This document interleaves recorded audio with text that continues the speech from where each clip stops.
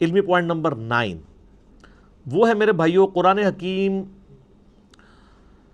جو ہمارا عیسوی کیلنڈر اس وقت چل رہا ہے نا دنیا میں، جس کے مطابق آج 20 اکتوبر 2019 ہے، اس کیلنڈر کے مطابق 610 عیسوی 610 اے ڈی اینو ڈومینی، یہ آفٹر ڈیتھ آف عیسیٰ نہیں ہے، یہ اینو ڈومینی ہے، ایئر آف دا لارڈ، حضرت عیسیٰ کی پیدائش کے سال کو یعنی ڈکلیئر کیا گیا تھا 1 عیسوی، ان کی ڈیتھ کو نہیں، یہ اے ڈی سے مراد ڈیتھ نہیں ہے،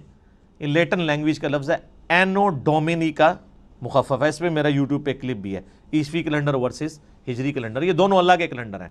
وہ سورج کے اعتبار سے چلتا ہے، دوسرا چاند کے اعتبار سے، لیونر اور سولر دونوں ہی اللہ کے ہیں۔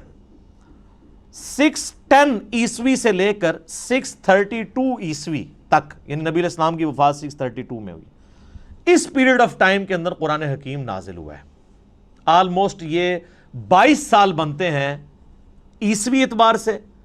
اور آلموسٹ 23 سال بنتے ہیں تقریباً ہجری اعتبار سے، کیونکہ لیونر ایئر آپ کو پتا ہے نا ہر سال 10 کا فرق پڑ جاتا ہے، یہ تو تقریباً 365 دنوں کا سال ہوتا ہے، اور جو دوسرے والا سال ہے وہ 355 دنوں کا،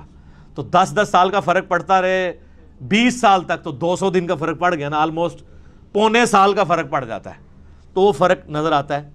تو اس دوران یہ قرآن حکیم نازل ہوا ہے، آلموسٹ 22 سال عیسوی اعتبار سے، اور آلموسٹ 23 سال جو ہے وہ ہجری اعتبار سے۔ اور علمی پوائنٹ نمبر 10 آج کا آخری، کیونکہ ٹائم بالکل قریب ہو چکا ہے، قرآن حکیم حجاز میں نازل ہوا ہے، نجد میں نازل نہیں ہوا۔ نبی علیہ السلام کا پورا جو ٹریولنگ کا حصہ ہے وہ سارا حجاز کا ہے، مکہ بھی حجاز میں ہے، مدینہ بھی حجاز میں، ایون آپ تبوک تک چلے گئے عرب کے اینڈ پہ، آپ یعنی وہ تہامہ کی جو پہاڑیاں ہیں ان کی اس سائڈ پہ حجاز ہے، اور وہ دوسری سائڈ نجد کہلاتی ہے نا، تو حجاز کے اندر قرآن نازل ہوا ہے، قرآن نجد میں نازل نہیں ہوا، یعنی وہ ٹائم اینڈ سپیس کی بات کر رہا ہوں، ٹائم اس کا 610 عیسوی سے 632 عیسوی ہے،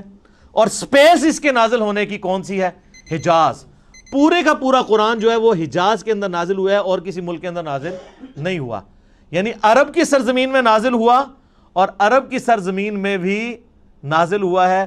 نبی صلی اللہ علیہ وآلہ وسلم کچھ عرصہ مکہ رہے، 2/3 قرآن وہاں پہ نازل ہوا، پھر مدینہ شریف میں، پھر برزخی قرآن بھی ہے مکے سے مدینہ ہجرت کے دوران،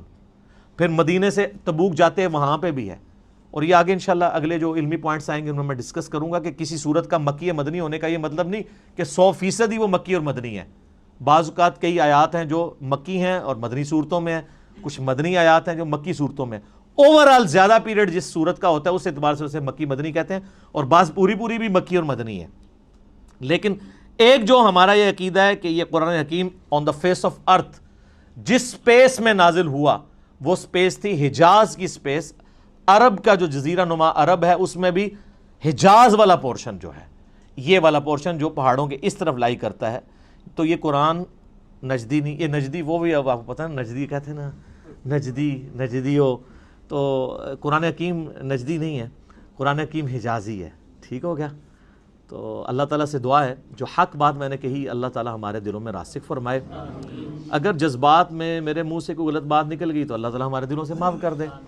ہمیں کتاب و سنت کی تعلیمات پر عمل کر کے دوسرے بھائیوں تک پہنچانے کی توفیق عطا فرمائے۔ اللہم صلی علی محمد وعلی آل محمد کما صلیت علی ابراہیم وعلی آل ابراہیم انک حمید مجید، اللہم بارک علی محمد وعلی آل محمد کما بارکت علی ابراہیم وعلی آل ابراہیم انک حمید مجید۔ سبحانک اللہم وبحمدک اشہد ان لا الہ الا انت استغفرک واتوب الیک وما علینا الا البلاغ المبین۔